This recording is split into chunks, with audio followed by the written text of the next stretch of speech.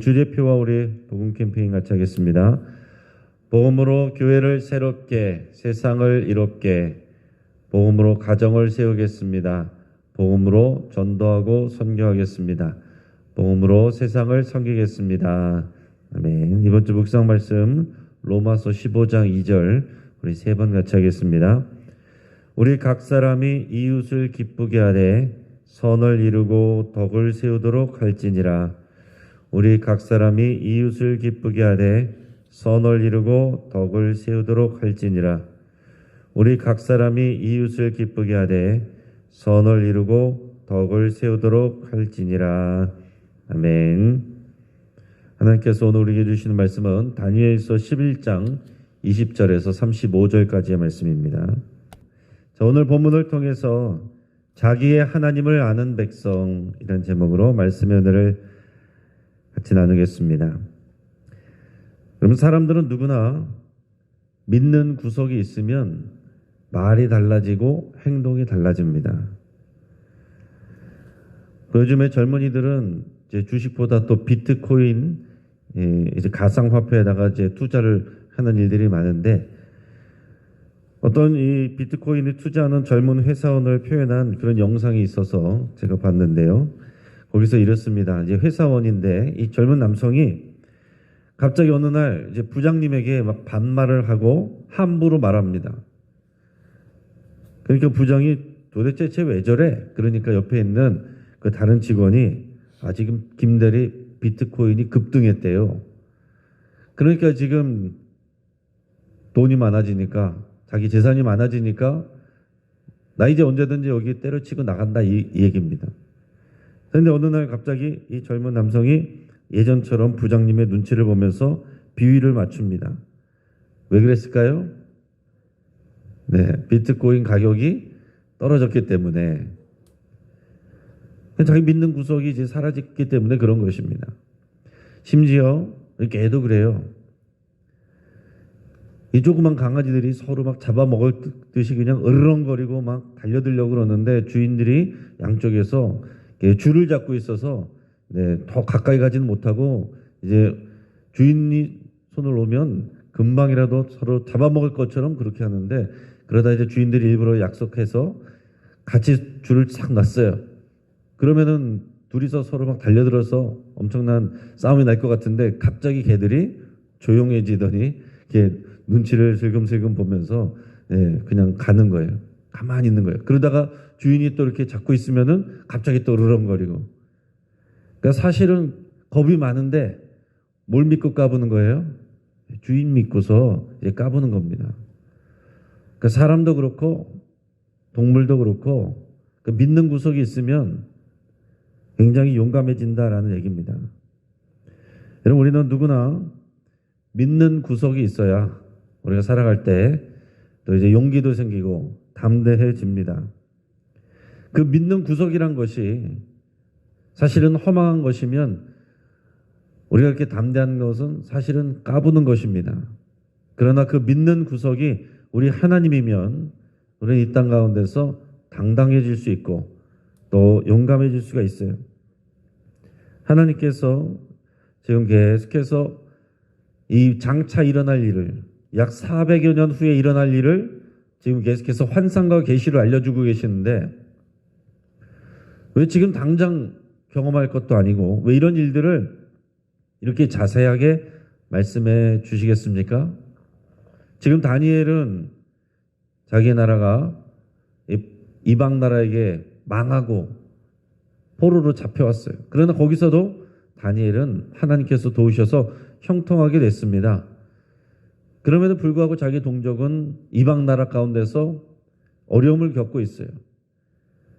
도대체 하나님이 살아계시는 것과 살아계시지 않는 것일까, 이런 생각을 하면서 또 힘들어하는 백성들도 있습니다.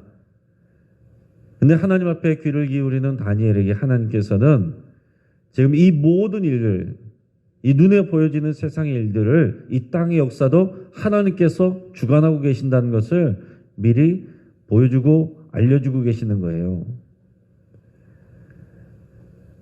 그래서 이 다니엘과 또 다니엘처럼 하나님을 믿는 자들에게 하나님이 믿는 구석이란 것을 알려주고 계신 겁니다.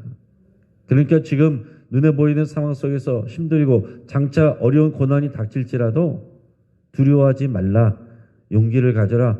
오직 너의 하나님을 믿고 섬기라. 이것을 말씀하고 계신 겁니다. 자, 오늘 본문은 지난 본문에 이어서 이 헬라 왕국의 역사를 계속해서 상세하게 다루고 있습니다. 자, 알렉산더 대왕이 죽은 다음에 여러 곳으로 네 곳으로 갈라져서 이제 그의 부하들이 다스리게 됐는데 이 수리아 지역과 이 팔레스타인, 그러니까 이 예루살렘에 있는 이 팔레스타인 지역을 정복하고 다스린 사람이 안티쿠스 3세라는 사람입니다. 이 사람이 남왕국인 성경에서도 이제 남왕국으로 남방 이렇게 표현된 것은 애굽 쪽인데 애굽을 수중에 넣기 위해서 징격을 하다가 이제 화친 정책으로 변경했습니다. 그래서 그 정책의 하나로 주전 194년에 자신의 딸을 그 당시에 애굽 왕 톨레미 5세에게 아내로 주었습니다. 그의 앞에서 17절에서 나왔던 여자의 딸을 주었다라고 했는데 그 여자의 딸이 클레오파트라라고 했습니다. 그래서 그 유명한 클레오파트라가 화친 정책으로 인해서 이렇게 애굽으로 가게 된 거예요. 그렇게 노력을 했지만 그는 결국 애굽을 멸망시키려던 계획을 실패하게 됩니다. 안티쿠스 3세를 이은 왕이 셀리쿠스 4세라는 사람이에요. 자, 오늘 본문 처음 시작하는 20절에 그 왕위를 이을 자, 이 사람이 그 셀리쿠스 4세입니다. 오늘 20절 말씀을 같이 읽겠습니다. 그 왕위를 이을 자가 압제자를 그 나라의 아름다운 곳으로 두루다니게 할 것이나 그는 분노함이나 싸움이 없이 몇 날이 못되어 망할 것이요. 아멘. 이 셀리쿠스 4세는 왕이 됐는데 부친이 남겨놓은 전쟁 배상금을 갚아야 됐습니다. 그게 돈이 필요한 거예요. 그래서 오늘 보면 그가 압제자를 보냈다라고 했는데 그 압제자는 그 왕의 재무장관인 헬리오도로스라는 사람입니다. 그를 파견해서 돈을 걷어오도록 이렇게 시켰어요. 자, 여러분, 왕이 되어도 돈이 있어야 구실을 할 수가 있습니다. 왕의 권력을 얻었지만은 돈이 없으면 아무것도 할 수 없어요. 그래서 자기가 잘 믿을 수 있는 그런 부하를 보냈습니다. 그런데 자신이 믿었던 이 헬레오도로스가 꾸민 음모에 의해서 그 암살을 당합니다. 그래서 오늘 20절에 보면 분노함이나 싸움이 없이 몇 날이 못되어 망할 것이요. 실제로 역사 속에서 자기가 믿었던 자기 부하에게 이렇게 암살당하고 말았습니다. 여러분, 왕들은 대단한 것 같지만 자기의 권력도 돈도 부하도 영원히 믿을 구석이 되지는 못한다라는 얘기입니다. 오히려 그 권력 때문에 돈 때문에 부하 때문에 위험하게 되고 생명을 잃는 역사가 한두 번이 아니에요. 그게 사람의 어떤 죄의 본성을 그대로 나타냅니다. 그러고 나서 이제 21절부터 계속해서 오늘 본문을 넘어서 45절까지 여기는 이제 이 셀리쿠스 4세의 동생이 안티오코스 4세 에피파네스인데 앞에서도 계속 반복됐지만 이 사람 얘기가 굉장히 중요해요. 이 사람 얘기가 왜 굉장히 중요하고 자세하게 말씀하시냐면 이 사람이 결국 이 하나님의 백성, 이 예루살렘 백성들을 학대하고 그리고 하나님의 성전을 모욕하고 하나님을 업신여겼기 때문에 그렇습니다. 그래서 하나님의 백성들의 입장에서는 이 안티오코스 4세 에피파네스가 종말론적인 그 마지막 환란 때에 그런 고통을 주는 그런 시대가 됩니다. 그는 어린 조카들과 공동 통치를 핑계로 왕이 올랐어요. 그리고 나서는 자신의 조카를 제거해 버렸습니다. 그래서 그는 정통성이 없는 사람이고 그래서 오늘 21절에 보면 한 비천한 사람이 나라의 영광을 그에게 주지 아니할 것이나 그가 평안한 때를 타서 속임수로 그 나라를 얻을 것이다 이랬습니다. 이게 그 얘기를 하는 거예요. 역사적으로 그렇게 됐어요. 정통성이 없는데 자기의 조카들이 왕이 돼야 되는데 어린 조카들을 자기가 도와준다라는 명목으로, 공동 통치한다는 명목으로 자기가 높은 자리에 앉아서는 결국은 조카를 몰래 죽여버립니다. 그리고 자기가 그 왕노릇을 하는 거예요. 그는 이집트를 얻기 위해서 수차례 전쟁을 벌립니다. 그러나 결국에는 로마의 위협 때문에 실패하고 포기하게 돼요. 그리고 돌아오는 길에 예루살렘에다 화풀이를 합니다. 반란을 진압한다는 명목으로 수많은 유다 백성들을 남녀노소 가리지 않고 3일 만에 8만 명이나 되는 사람을 학살했다 그랬습니다. 또 예루살렘 성전을 더럽히고 하나님께 드리는 제사를 중단시킵니다.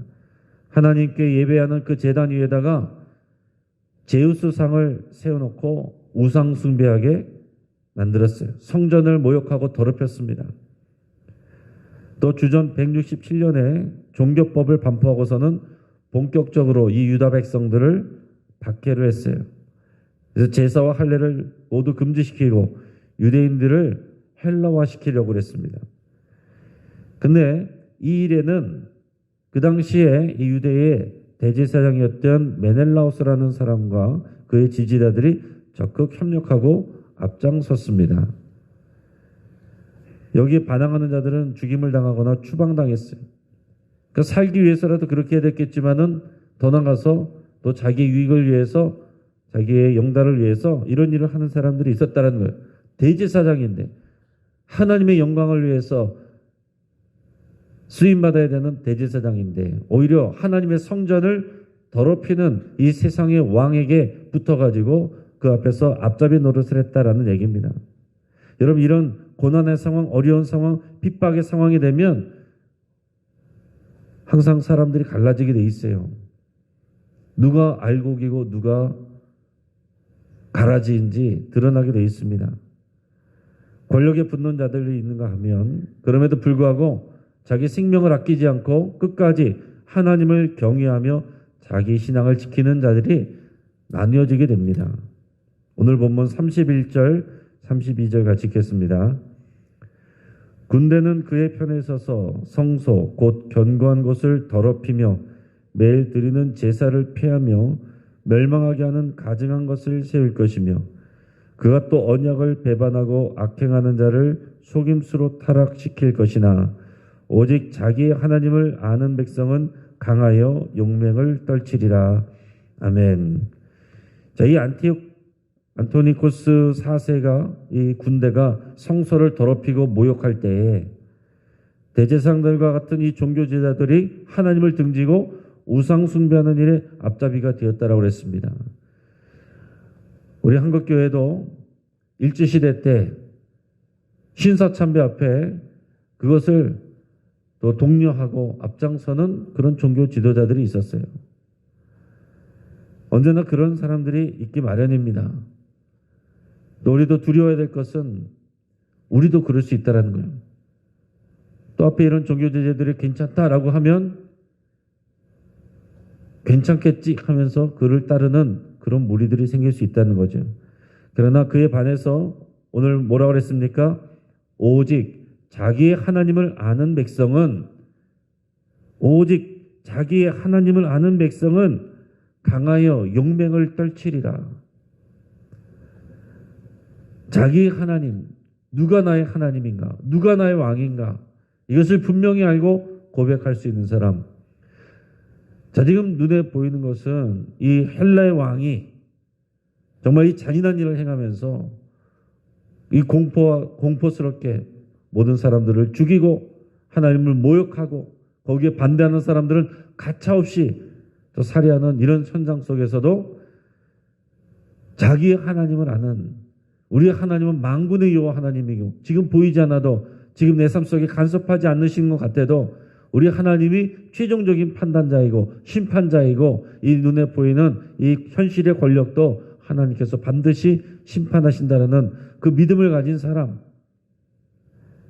자기의 하나님을 아는 백성은 강하여서 용맹을 펼칠 수 있었고 역사 속에서 그런 사람들이 늘 있어 왔습니다.